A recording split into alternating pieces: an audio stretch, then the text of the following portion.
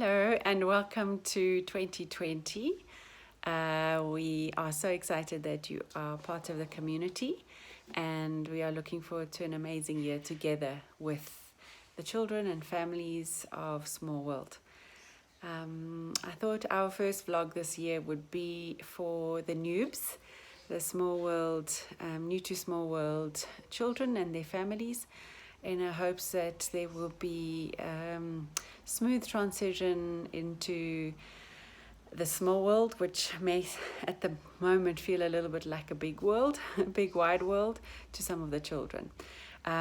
We have some very sort of age-old, tried and tested ways or approaches, things to consider when settling in your children, and I hope that you will find these valuable as we learn together and teach the children how to make a good goodbye. So how to make a map for a good goodbye going forward. So here are our Small World top tips for settling in children. Number 1, please do not say goodbye and then leave and then come back and then say goodbye again. What your child reads from this simply is that you do not trust the space, you do not trust the child to develop the capacities, the inner resilience, the strength to be able to make a bridge or make a connection into this new world. So a goodbye is a goodbye. That also builds trust, to tell your child that when you go, you say you're going. But when you say you're coming back, you're also coming back. So, number 2, top tip for settling your child at school is try from the start to project your image of your child as strong and capable. So where possible, don't carry them in. Let them walk if they can walk, of course they can. And let them carry their own bag, and let them put the fruit in the Fruity Tooty basket with Louisa. Encourage them to greet Louisa in whatever their home language is. And this communicates a very strong image to your child. And your child will read from you the cue of how to be and what you believe of them. So, in Reggio, it's very important, this idea of the image of the child, and the children are reading these things subliminally all the time. You may say to your child, you are strong, you'll do it, it'll be fine. But actually what they're really doing is they're reading your energy, and often your non-verbal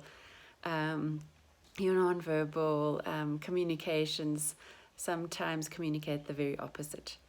So top tip number 2 is let your child walk in, or do all the independent things from the start, so that you can show them that you really believe in them. Top tip number 3 is when it does come to saying goodbye, it's a very good idea to not have the child up in your arms, but put your child down if you were in fact carrying them, or go down to the child's level. Say something like, I love you, I'm going to see you after story time, and you have a wonderful day, and you can tell me all about what you've done and the friends you've made after story time. Bye! Big kiss and a hug, or just a kiss, or just holding hands, and then off you go. If you need assistance, if there's a teacher or co-teacher nearby and you think you might need the support rather than just leaving them by themselves, if it looks like they might be crying, then please indicate to the teacher or co-teacher beforehand that you say, I'm ready to say goodbye, and then you go down to the child's level. And no big song and dance, long dramas and things. You want to teach a child that it's a very normal part of living and of loving. And that saying goodbye can actually not be a mountain but a molehill. So nice, short and sweet, full of love and full of the admiration that you have for this incredible child that is about to do this amazing thing. Something adults sometimes struggle to do as well, is embrace new things. But in order to embrace the new, sometimes we do have to let go of the old for a little while. So once you've said goodbye, you turn on your heel and you walk, and you don't turn back. And there might be tissues at the gate with Louisa if you yourself feel emotional, and that is very normal, because it means that your child has developed a bond with you and made a very strong attachment, something that makes it hard to say goodbye. And so you've done so well and so beautifully, 100% the thing you're supposed to do for that first phase of life. And now it's time for the next phase. Another thing is that, yes, so please never come back or to check on your child. If you said you're going, you're going. Don't let them see you hovering around, perhaps in the preschool playground, or maybe you've stopped to chat to a friend just in this part of the transitional time. So this might take, 2-3 weeks, maybe less. But until your child wakes up in the morning, bags on the back, pounding at the door, when are we going to school? And you're like, it's a Saturday. Until we get to that phase, let's keep the drop-off period nice and short, sweet, but very, very manageable for your child. You don't want them to feel as if they're stuck on a tightrope between two worlds.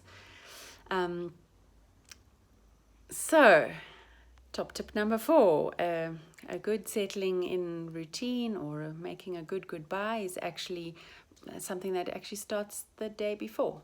And it's as the family and the school, the teachers, the adults work very hard to build a bridge between the home bubble and the school bubble.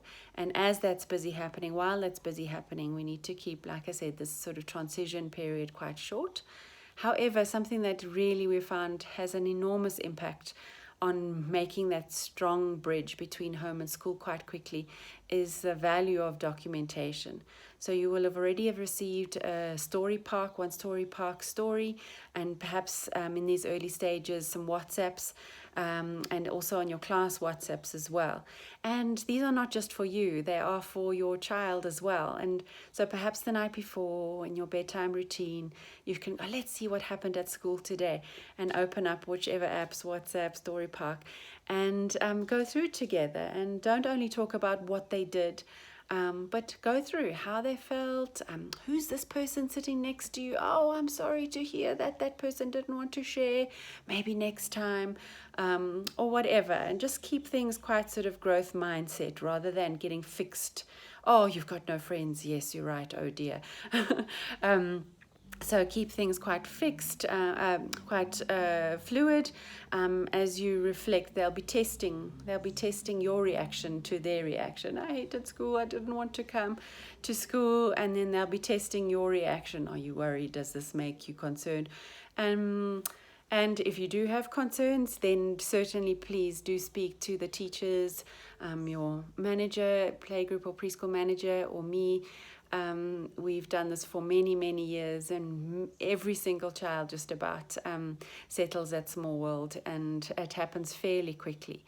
So we have these kind of, just almost like formulaic approaches that have worked for many families over their years. Yeah, so that's it. Top tip number 4 is to prepare the night before. Also, don't make your mornings a big rush. So let your child fill their water bottle at night. That's their chore to get ready for school.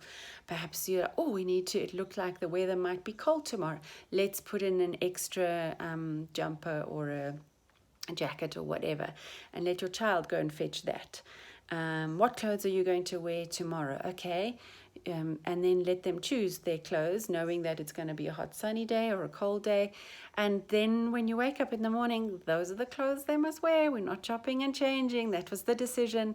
And these little rhythms and routines really help to make a pathway through what might seem to children a complete jungle. Where is what, who, how, what is even happening?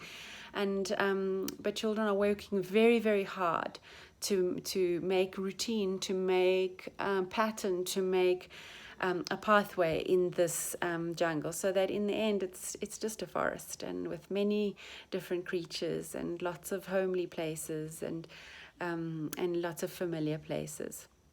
So yes, that's a very important top tip. Yeah, and then my top five, my fifth top tip for settling is I guess the real work of the parent, and that is to do this as mindfully as possible, but also remembering that you are the adult in the room. And so sometimes it does mean that you have to really practice and plan your body language, plan what you're going to say, be prepared for any eventualities. Perhaps there's a tantrum or kicking, what happens then? And I guess to also just keep your own feelings about saying goodbye, which may have been constructed at this very age, just to the side for now, because this is not really about you, this is about your child. And as Khalil Gibran says in that beautiful poem, let there be space between you. He says, the oak and the cypress grow not in each other's shade, which is also why I've got this beautiful painting behind me as well. Yeah, so give space for your child to grow and find their own sunlight, make their own connections, and mindful that this is the beginnings of creating space in your relationship where your child can be okay even when you're not, and you can be okay even when your child is not, which is so exactly the kind of non-codependent relationships we want to build with our children. So I hope that gives you some tips, some ideas, some of the approach that we see working in an absolute fail-safe way at Small World after, 11? This is our 11th year of doing this, and some of us with our own children. These are hard-earned lessons, mistakes that I certainly have made with my children, and I hope that gives you a map or a pathway, a guideline, some compasses for this sometimes tricky but often short-lived period of transition. So one last thing, if you can, leave the transitional objects at home, simply because they actually leave the child in transition on that tightrope between home and school. And so if you can, leave them at home. They have everything they need to do this without a crutch. So have faith in your children, and we'll see you on the flip side when you've earned your coffee stripes and you can come and stay and have a cup of coffee and chat to the teachers. Now is not the time for that. All right, lots of love. Bye.